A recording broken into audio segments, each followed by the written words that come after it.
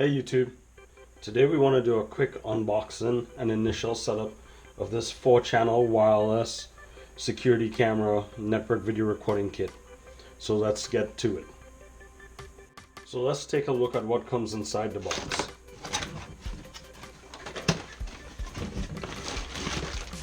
So inside the box you have what looks like the brains. I guess this is the video recording unit with network ports on the back, HDMI port, VGA port, a couple of USB ports and a power input. You have some literature.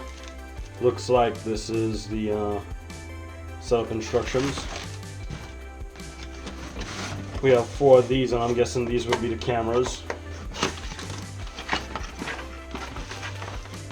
There's the antenna. And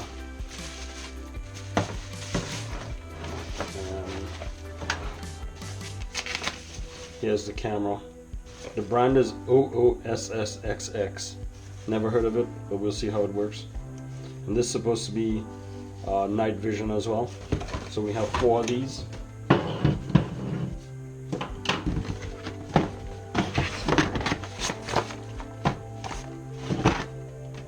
An HDMI cable. There's a flat HDMI cable. And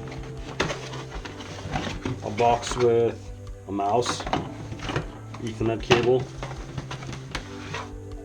antennas for the brain, and power supplies for each of the cameras, and a power supply for that main unit. Okay, so we have the major parts of this thing laid out. We're gonna do it with just one camera for now, and I've never done this before, so this is new for me. We're just gonna use one camera. We have the HDMI cable, power supply for one of the cameras, the brains, the antennas, power supply for the brain. I already have it plugged up. The mouse, Ethernet cable, and the instruction manual. So let's see how this thing works. We're gonna use this little 32-inch TV to try to make this happen. So let's try it out. So let's take a look at these instructions. Although the instructions are written in English, you could tell that it was translated from some sort of foreign language, probably Chinese, because some of the instructions are not really in plain English, but we could make the most of it. You could see here the instruction shows that the cameras are wireless, speaking to the device via Wi-Fi. You use a display device to see multiple cameras. You could use a laptop, you could use a phone, and it shows the arrangements that the cameras could be arranged in. So let's go ahead and start following the instructions. It starts off on page 4 with step 7, where we have to actually install the hard drive that came with the thing. So to install the hard drive, it says to remove these 2 screws and then open it up and attach the hard drive. So let's try that. I'm just using my little Swiss Army knife rather than running all the way outside to get a screwdriver.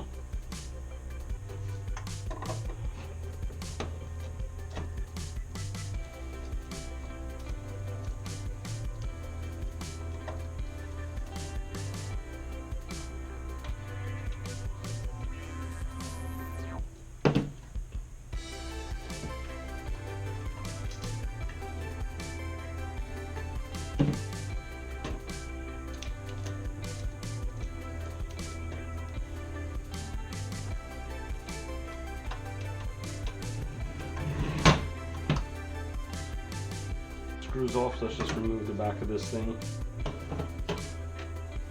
Well, the instruction says to go ahead and hook up the hard drive, but as we could see in here, the hard drive cables, the power supply, and the SATA cable is already plugged up. So I guess we're good to go here. We could just screw them back in place and proceed with the next step. Alright, with the cover back on securely, I'm going to go ahead and put the antennas on.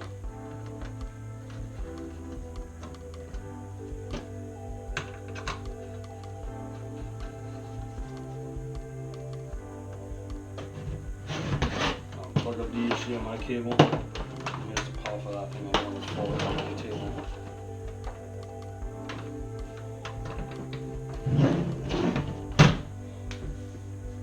And we're going to plug in an Ethernet cable for the internet. It comes from our router, which is in the other room. And we plug that into the network port, I believe. There's a WAN port on here. And we also got to plug this mouse up.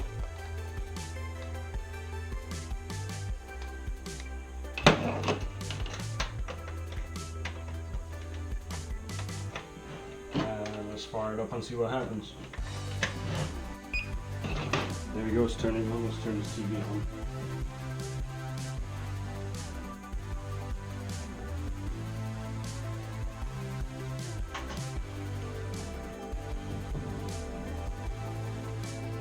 As we can see, it's booting up and initializing. So let's see what it does.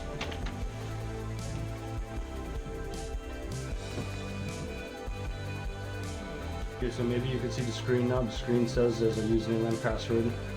The instructions doesn't say anything about a password, so we're going to click OK and move forward.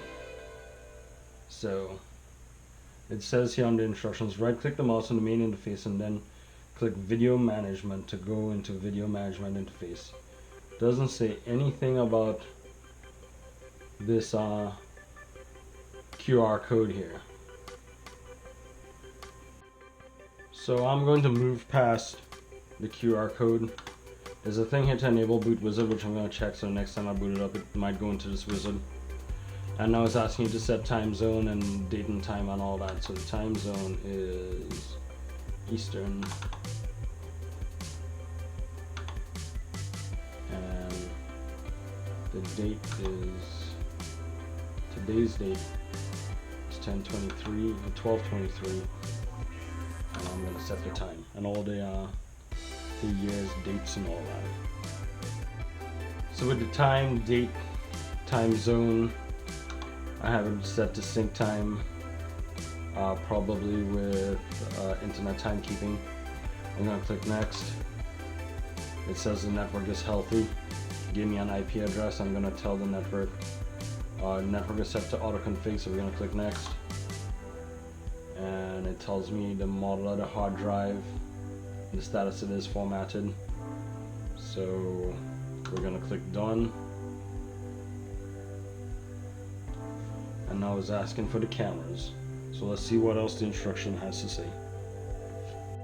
Okay, so I plugged up the first camera, plugged up the power. We're not going to use the power over Ethernet or the Ethernet into this thing.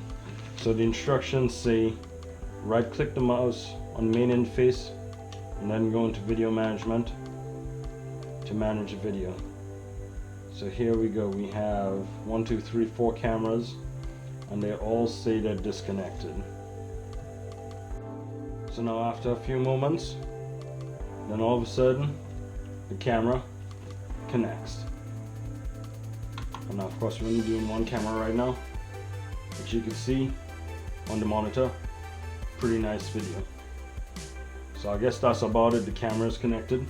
Now we need to go ahead and connect this thing to a laptop or to an iOS device. So just for the fun of it, I went ahead and hooked up the other 3 cameras, and you can see on the screen that they actually show up, and they show up pretty well. And the thing here says that after you hook them up, there's no need to do any other work because the cameras have been matched at the factory and they'll connect automatically, which is exactly what they did. To control this thing, you could right click on the screen and you could do video playback, video backup, and it even does sound. You can increase the volume, and you could exit back out and start over from scratch if you need to. Alright, so this thing is recording right off the bat. So you could right click on the camera that you want and you could go to video playback. And you could tell how far back you want to go, 5 minutes, 10 minutes, 30 minutes, or manual search. You could adjust the color, you can record manually if you want to. This seems to be pretty cool and working just fine. Let's go ahead and add it to an iOS device, and let's go ahead and also add it to our laptop. So before we go any further, it's probably best to go ahead and set up a user with a password. That way you can't have access to this with the default username and password. So to do that, you just right click on the screen, choose system setup, go into system admin, then user, and add user. When you click in the username field, it'll pop up a keyboard, so you don't really need a physical keyboard. You could create a username and a password. So to see this thing on a PC, the instructions say to go to this website, www.e-cnet.com, and enter some relevant information, which is your cloud ID, username, and password. We're gonna use the username and password that we created earlier. But when I actually do this, I don't seem to get anywhere. I'm using a Windows PC with Windows 10 and Microsoft Edge, and I'm not sure if that's the problem.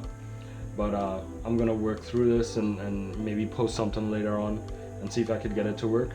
In the meantime, if you enter the local IP address of the system, you could actually see it on a PC. I know this is only local, but local is better than nothing for now. So setting this thing up on an iOS device, on any type of device really, is really easy. If you right click on the system, go into system setup, and then go into system admin. There's a show QR code. You have an Android client link, an iOS client link, and a support web link.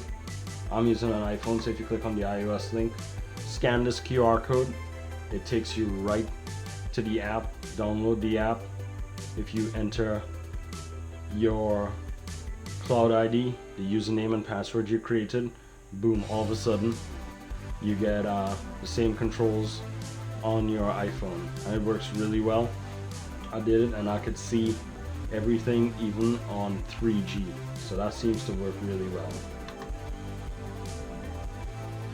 So there you have it, folks, is the initial unboxing and initial setup of this OOSSXX wireless network video recording security setup. My wife bought it from Amazon. It cost roughly $250, so it's not that expensive.